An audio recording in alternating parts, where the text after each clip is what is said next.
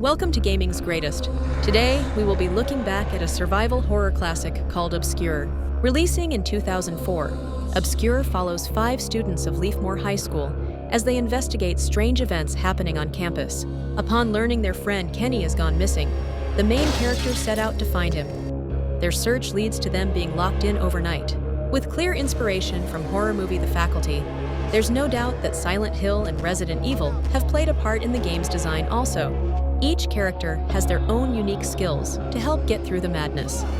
The male characters are stronger and have more stamina, while the woman can fit through small gaps and provide tips for puzzle solving. They are attacked by photosensitive monsters that can be weakened with flashlights and killed by direct sunlight, with players being able to control one at a time, while the others are controlled by a computer or second player. The students eventually discover a conspiracy surrounding the school's principal, who has been kidnapping students and infecting them with spores derived from a rare African plant called Mordophilia, under the belief that it will allow them to live forever, with students mutating into monsters. Where have I heard of this before?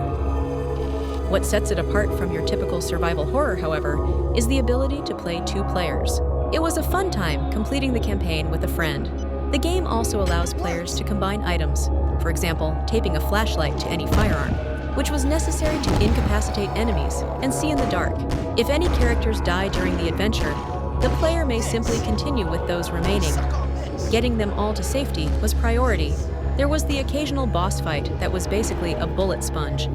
Higher difficulty levels meant that there weren't as many resources around the school to aid the player.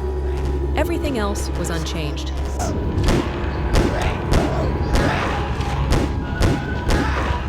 A sequel was released called Obscure 2, which takes place 2 years later. The kids who survived are now at college living normal lives. They discover a strange plant on campus, and things start going to shit. The development team for Obscure would partner with developer Microids. Together, they released Still Life and Siberia, which both became classics in themselves. A spiritual successor to Obscure was released years later called Final Exam. Sadly, the game wasn't well received.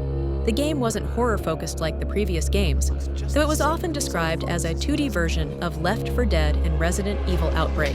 If you never tried the Obscure games, I highly recommend them.